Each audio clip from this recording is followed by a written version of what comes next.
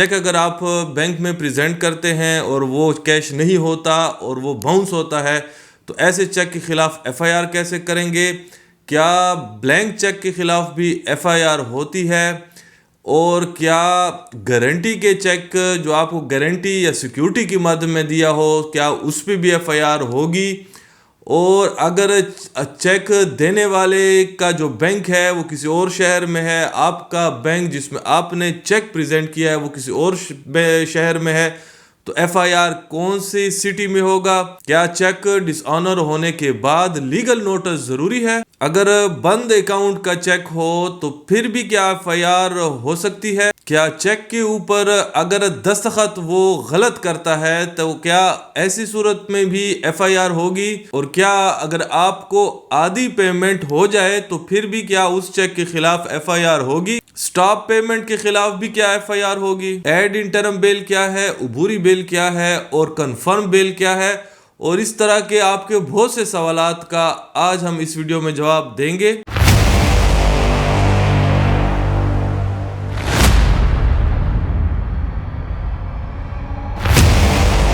ناظرین کرام، السلام علیکم ورحمۃ اللہ وبرکاتہ۔ ہزاروں درود و سلام ہمارے ختم النبیین سرور کائنات سرور دو عالم پر۔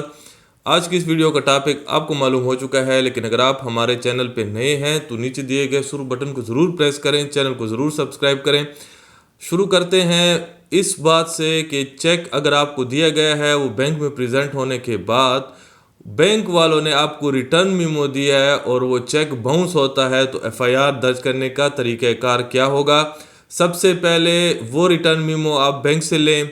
چیک کی ایک فوٹو کاپی آپ لیں، ریٹرن میمو جو آپ کو دیا گیا اس کی بھی ایک فوٹو کاپی آپ نکال لیں، ایک درخواست سمپل کاغذ پہ لکھیں،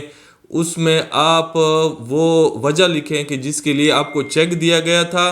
اور اس چیک کی اماؤنٹ لکھیں، کس بینک کا چیک آپ کو دیا گیا تھا، کس شخص نے دیا وہ لکھیں، اور اس میں 2 گواہان کے نام لکھیں، اس مقام کا ذکر کریں کہ جس مقام پہ آپ کو چیک دیا گیا تھا کن گواہان کے سامنے دیا گیا تھا، کیا تاریخ تھی، کیا وقت تھا۔ تو یہ چیزیں لکھ کے ڈی پی او صاحب کے جو ڈسٹرکٹ پولیس آفیسر صاحب ہیں یا ان کے نام پہ، یا جو ایس ایچ او صاحب ہیں، اسٹیشن ہاؤس آفیسر صاحب ہیں، ان کے نام ایک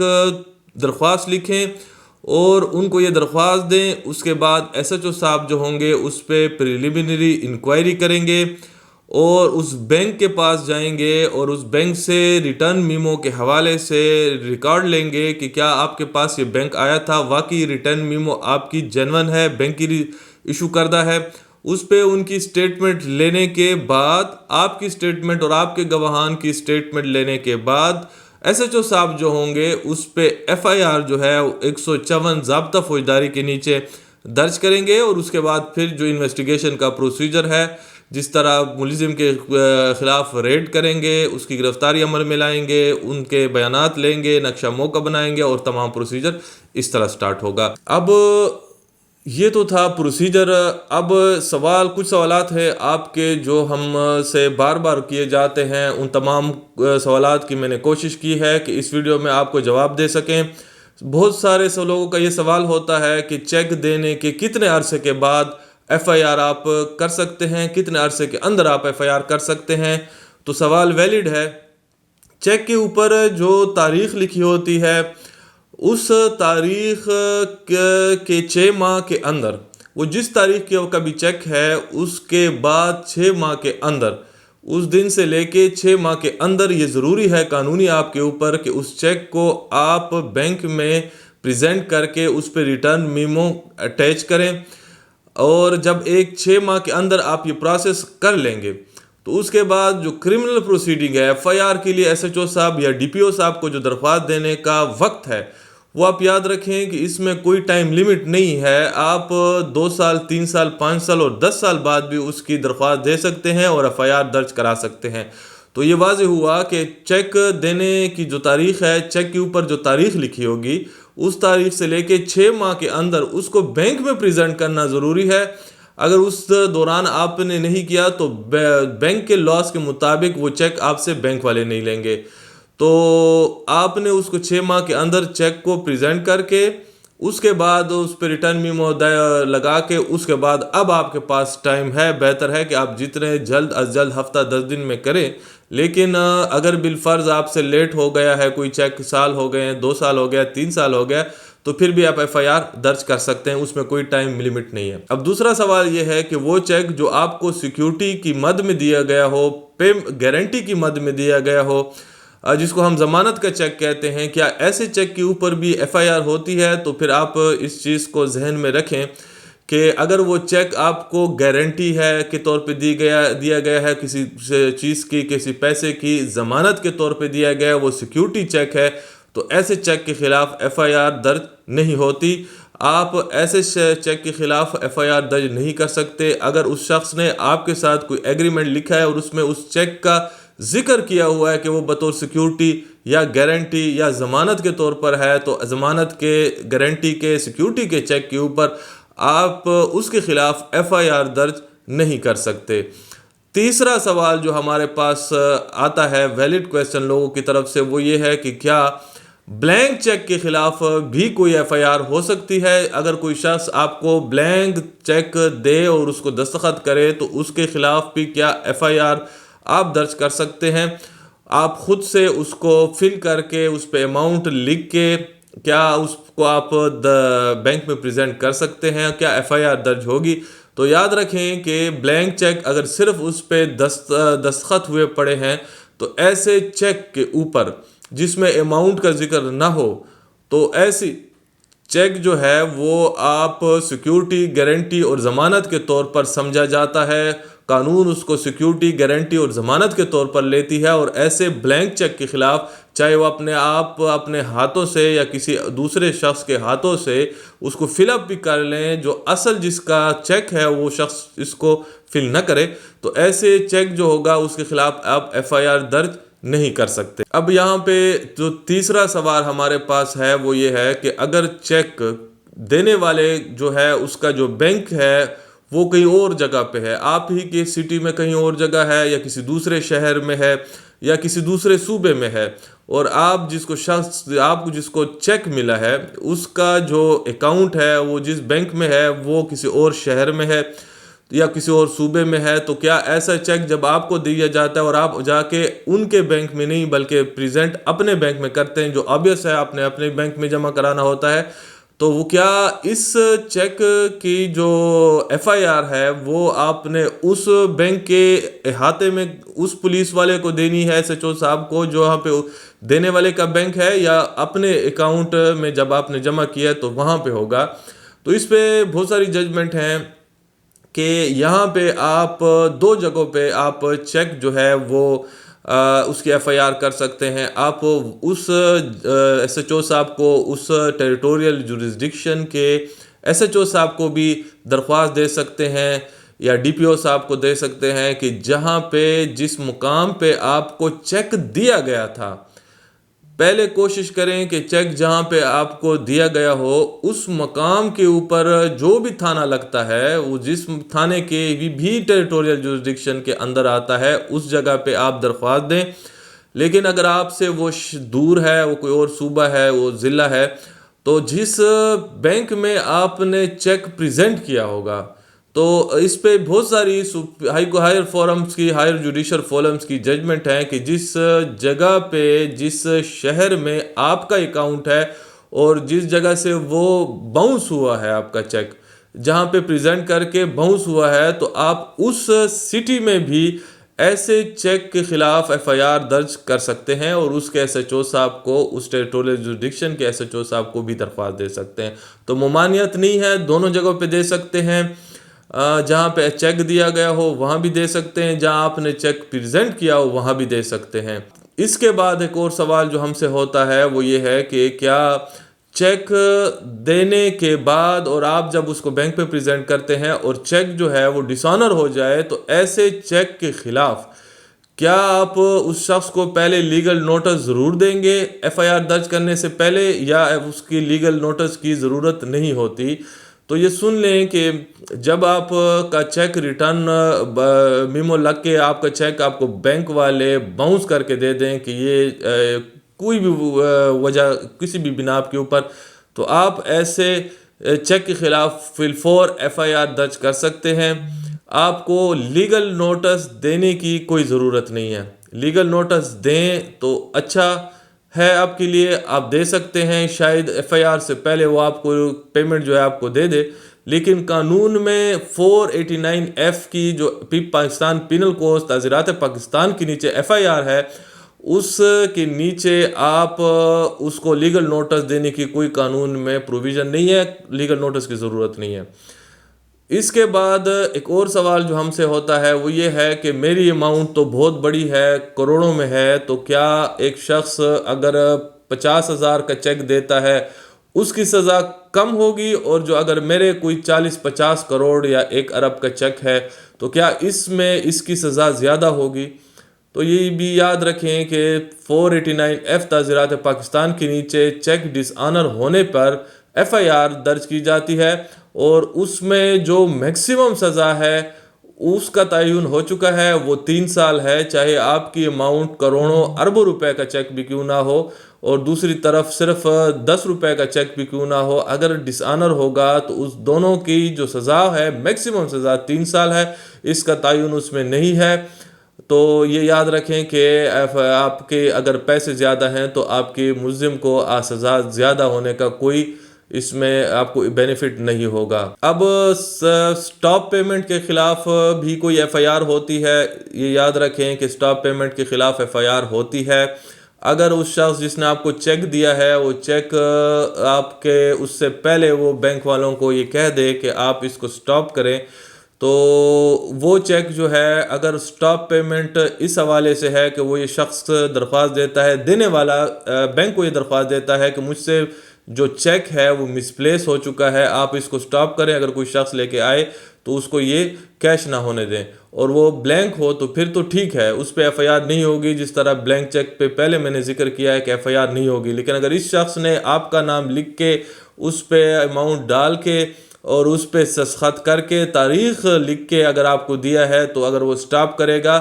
تو یہ فراڈ کے بھی FIR اس میں ہوگی، 489F کی بھی ضرور ہوگی. یہ اس نے 419-420 پہ کیا ہے تو اس پہ FIR وہ بھی ہوگی، اور 420 کی، اور ساتھ میں 489F بھی ہے وہ بھی FIR اس پہ ہوگی. تو سٹاپ پیمنٹ کے خلاف بھی ہوگی. اور اگر انسفیشینٹ بیلنس ہے اس کے اکاؤنٹ میں، اس دن وہ آپ جاتے ہیں بینک میں اور وہ اس کے اکاؤنٹ میں اتنی اماؤنٹ نہیں ہوتی، تب بھی ہوگی. اگر اس کا جو بینک اکاؤنٹ ہے وہ کلوزڈ ہو چکا ہے، ان ایکٹیو ہے یا ڈورمنٹ ہے، تو ان تمام وجوہات کی وجہ سے بھی اس پہ FIR ہوگی. اس کا یہ بینیفٹ نہیں لے سکتا کہ میرا جب آپ نے چیک پریزنٹ کیا تو اس دن میرا جو اکاؤنٹ تھا وہ تو ان ایکٹیو تھا. تو یہ اس کی فراڈ کی بھی دلیل ہے. اس میں اس کیس میں اس پہ 489F کے FIR کے ساتھ 420 کی بھی FIR سیکشن آف لا لگے گی. ایک ہی FIR میں دونوں سیکشن آف لا لگیں گے، کیونکہ اس نے فراڈ بھی کیا، اس کو پتہ تھا اس کا اکاؤنٹ ان ایکٹیو ہے یا کلوزڈ ہے یا ڈورمنٹ ہے، اور اس نے آپ کو ایسے اکاؤنٹ کا چیک دیا، تو وہ اس پہ 489F کی بھی ہوگی اور ساتھ میں 420 کی بھی ہوگی. اب ایک اور سوال آپ کا آتا ہے، یہاں پہ ہم پہ بہت سارا لوگ سوال کرتے ہیں کہ کیا اگر میں نے کسی شخص کو چیک دیا ہے، اس چیک میں بالفرض مثال کے طور پر 10 لاکھ کا وہ چیک ہے، میں اسے 2 لاکھ کی پیمنٹ کر دیتا ہوں، اور وہ چیک اس کے بعد جا کے پریزنٹ کرتا ہے، حالانکہ میں نے اسے 2 لاکھ کی پیمنٹ بھی کی ہوئی ہے. اب وہ جا کے پریزنٹ کرتا ہے تو ایسے کیس میں بھی اس پہ FIR ہوگی اگر وہ شخص جا کے اس کو بینک میں پریزنٹ کر کے اس کو ریٹرن میمو لگوا کے باؤنس کرتا ہے. تو یہ یاد رکھیں کہ اس پہ جو اب لا ڈیولپ ہو رہا ہے وہ یہ ہے، لاہور جوریسڈکشن کی بھی ججمنٹ لیٹسٹ اس پہ آئی ہوئی ہے کہ اگر اس چیک جتنی اماؤنٹ کا وہ چیک ہے اس میں آپ تھوڑی بہت بھی اس پہ پیمنٹ آپ کر دیتے ہیں، تو جو مستغیث ہوگا، آپ کو مخالف جو ہوگا، وہ آپ پہ FIR 489F کی نہیں کر سکتا، کیونکہ جتنی اماؤنٹ کا وہ چیک تھا اس کے لیے دیا تھا، اب وہ اماؤنٹ اتنی نہیں رہی. اگر وہ یہ چیز خفیہ رکھتا ہے اور اس پہ آپ وہ درخواست دیتا ہے DPO یا SHO صاحب کو، اور ان کو یہ نہیں بتاتا کہ کچھ پیمنٹ مجھے ہو چکی ہے، اور وہ بھی انجانے میں ایف آئی آر آپ پہ کر دیتے ہیں، تو پھر ایسی صورت میں بیل جب ہوگی ضمانت کے آپ حقدار اس پوائنٹ پہ بھی ہوں گے کہ جو چیک آپ نے دیا تھا اس میں پیمنٹ ہو چکی ہے، اب یہ اماؤنٹ نہیں ہے۔ انہوں نے بدنیتی طور پہ، میلافائڈ طور پہ اس چیک کو کیش کرنے کی کوشش کی ہے، حالانکہ اسے معلوم تھا کہ اب اتنی اماؤنٹ نہیں رہی، آپ کے ذمہ اس کے اتنی اماؤنٹ نہیں رہی، تو یہ اس کی بدنیتی میں آتا ہے۔ تو یہ 489F میں اس میں ضمانت آپ کو لاہور جوریسڈکشن کی لیٹسٹ ججمنٹ کی روح سے بھی فی الفور آپ کو مل جائے گی۔ اب ایک اور سوال یہ ہے کہ کیا اگر اس پہ جعلی چیک دستخط کرتا ہے، یہ جو مستغیث ہے جس کو آپ نے چیک دیا ہے وہ اس پہ اپنے جعلی دستخط کرتا ہے آپ کے، یا وہ دستخط آپ کے ہوتے ہیں اس پہ وہ فل اپ کرتا ہے اماؤنٹ کو اور تاریخ کو اپنی ہینڈ رائٹنگ میں، اور وہ پولیس کو بھی بعد میں یہی کہتا ہے کہ یہ آپ کی دستخط، آپ نے اس کو اتنے اماؤنٹ کا چیک دیا ہے، تو کیا اس پہ بھی ایف آئی آر ہوگی؟ دیکھیں، اگر سٹارٹ میں پولیس جا کے بینک سے اس کی رپورٹ لیتی ہے اور بینک اس کو کہتی ہے کہ بالکل ریٹرن میمو ہم نے دیا ہے، تو ایف آئی آر تو مجبوراً پولیس چیک کرے گی، اس کو تو مدعی نے خفیہ اس سے معلومات کو خفیہ رکھا ہے اور یہ معلومات نہیں دی کہ یہ چیک آپ نے نہیں دیا، چیک میں صرف دستخط آپ کے ہیں، یہ تو سیکیورٹی یا گارنٹی یا ضمانت کا چیک تھا۔ تو ایسی صورت میں پولیس تو ایف آئی آر چیک کر لے گی، لیکن جب ملزم آپ کے خلاف ایف آئی آر ہو جائے گی تو آپ پولیس کو یہ درخواست دے سکتے ہیں کہ یہ جو پیمنٹ اس کے اوپر لکھی ہے یہ اور یہ تاریخ، یہ میرے ہینڈ رائٹنگ نہیں ہے، یہ تو سیکیورٹی کا چیک تھا، صرف دستخط کر کے میں نے دیا تھا۔ تو پھر آپ اس کو درخواست میں یہ لکھ سکتے ہیں پولیس آفیشلز کو کہ آپ اس کو فورینسک سائنس لیبارٹری بھیجیں، ایف ایس ایل پھر 4، اور وہ پھر اس کو بھیجتے ہیں ایف ایس ایل، وہاں سے اس کی رپورٹ آ جائے کہ یہ جو رائٹنگ ہے یہ آپ کی ہینڈ رائٹنگ نہیں ہے، وہ آپ سے کچھ ایک اسپیسیمن لیتے ہیں آپ کی رائٹنگ کا، وہ اس کے ساتھ بھیجتے ہیں ایف ایس ایل۔ جب یہ آ جائے تو اس کے بعد یہ پوائنٹ جو ہے آپ کی بیل گرانٹ کرنے میں، آپ کو ضمانت ملنے میں بڑا پوائنٹ آپ کو فیور کرتا ہے، اور کل کو آپ کی اس کیس میں بریت جو ہے کوئٹل میں بھی آپ کو فائدہ دیتا ہے۔ ایف آئی آر تو چاک ہو گئی، لیکن یہ ان چیزوں میں آپ کو یہ فائدہ دیتا ہے، اور کویشمنٹ پٹیشن اگر آپ ہائی کورٹ میں ڈالتے ہیں 561A کے نیچے ایف آئی آر کو ختم کرنے کے لیے، تو اس میں بھی یہ چیز آپ کے لیے کارآمد ہوگی۔ اب ایک اور کویسچن ضمانت کے حوالے سے 489F چیک کی کیس میں ہم پہ جو زیادہ لوگ معلومات کرتے ہیں، ہم سے پتہ کرتے ہیں، وہ یہ ہے کہ اگر ضمانت میری میجسٹریٹ صاحب خارج کرتے ہیں 489F میں، اور پھر کیا سیشن میں بھی اس کے بیل ہونے کے چانسز ہوتے ہیں؟ تو بالکل چانسز ہوتے ہیں، اور اگر سیشن میں بھی خارج ہو جائے تو کیا اس کا مطلب یہ ہوگا کہ اب ہائی کورٹ میں بھی ضمانت خارج ہوگی؟ تو قطعاً اس کا مطلب یہ نہیں ہوگا۔ ہائی کورٹ جو ہے وہ آپ کو پھر بھی بیل دے سکتی ہے اگر آپ اپنے کیس کو ثابت کرتے ہیں، اور سپیریئر کورٹ کی وزڈم جو ہے مختلف ججمنٹس اپنی سپورٹ میں دیتے ہیں، تو high court majority of the cases جس میں سیشن تک بیل خارج ہوتی ہے، اس میں میجارٹی آف دا کیسز میں ہائی کورٹ سے بیل ہو جاتی ہے۔ آپ تسلی رکھیں، آپ کو بیل ضمانت میجارٹی آلموسٹ 80 سے 90% کیسز جس میں سیشن سے بھی خارج ہو جائے وہ ہائی کورٹ میں اس کی ضمانت ہو جاتی ہے۔ اب ایک سوال یہ ہے کہ عبوری ضمانت یا ایڈ انٹرم بیل اور کنفرم بیل میں کیا فرق ہے؟ دیکھیں، جب آپ سب سے پہلے جب پولیس نے آپ کو گرفتار نہیں کیا ہوتا اور آپ سیشن جج صاحب کے پاس جاتے ہیں اور جو بی بی اے درج کراتے ہیں، تو جو پہلے دن چونکہ آپ کو مخالف بھی اس وقت نہیں ہے، ایک ایف آئی آر کی کاپی آپ نے اپنی بی بی اے کی بیل بیفور اریسٹ کی درخواست کے ساتھ لگائی ہوگی، تو اس وقت جو سیشن جج صاحب آپ کو بیل دیں گے اور تھانے کو نوٹس کریں گے ریکارڈ بھیجنے کے لیے، ایک ڈیٹ آپ کو دیں گے، اور جو آپ کا مستغیث ہے، آپ کا مدعی جو ہے جس نے آپ پہ ایف آئی آر کیا اس کو بھی نوٹس کریں گے۔ تو جو پہلے دن آپ کو ضمانت دی جائے گی عبوری نیکسٹ ڈیٹ تک، وہ اس کو ہم عبوری کہتے ہیں، ایڈ انٹرم بیل کہتے ہیں۔ یہ ضمانت جب آپ کا جو مستغیث ہے، مدعی مخالف فریق وکیل ہائر کر کے جب عدالت میں آرگو کرے گا آپ کے وکیل صاحب کے ساتھ، تو اس کے بعد یہی عبوری بیل یا ریکال ہوتی ہے، ریجیکٹ ہوتی ہے، خارج ہوتی ہے، یا اس کو کورٹ منظور کرتا ہے، اس کو کنفرم کرتی ہے۔ تو جب کنفرم ہو جائے تو اس کے بعد یہ بیل خارج صرف اوپر کی عدالت کرتی ہے، یا بیل کینسلیشن اپلیکیشن میں وہی عدالت کر سکتی ہے، لیکن اس کے بڑے سالڈ اور ریزنیبل گراؤنڈز ہوتے ہیں، اور بڑے ریئر کیسز میں وہ خارج، آلموسٹ 99% کیسز میں یہ خارج نہیں ہوتی، تو پھر یہ اس کو کنفرم کہتے ہیں، وہ کنفرم ہو جاتا ہے، اور اس کے بعد کیس ٹرائل میں پولیس لگاتی ہے، اس کیس میں گواہان کے بیانات ریکارڈ کرانے کے لیے کورٹ اس کیس کو میجسٹریٹ صاحب کی عدالت میں لگاتی ہے، پیش کرتی ہے۔ اب سوال یہ ہے دوسرا اس کے سے ریلیٹڈ کہ عبوری ضمانت کے بعد کنفرم ضمانت کتنے عرصے میں ہو جاتی ہے، تو یہ ڈیپینڈ کرتا ہے اس کیس میں آپ کی بی بی اے میں پروسیڈنگ کے اوپر۔ کبھی اس طرح ہوتا ہے کہ جج صاحب شارٹ سی ڈیٹ آپ کو دیتے ہیں، تھانے سے ریکارڈ آ جاتا ہے، مدعی جو ہوگا اس کو نوٹس ہو جاتا ہے، مدعی پہلی پیشی پہ اس کا وکیل تیار ہوتا ہے، اس کے پاس ریکارڈ پہلے سے موجود ہوتا ہے، اور آپ کے پاس بھی ہو تو پہلی پیش اس کی دوسری یعنی پیشی پہ جس پہ ایک دن جمع کراتے ہیں اس کی نیکسٹ پیشی پہ آرگو ہو جاتا ہے، کنفرم ہو جاتا ہے یا خارج ہو جاتی ہے آپ کی بیل۔ اور یا اگر اس میں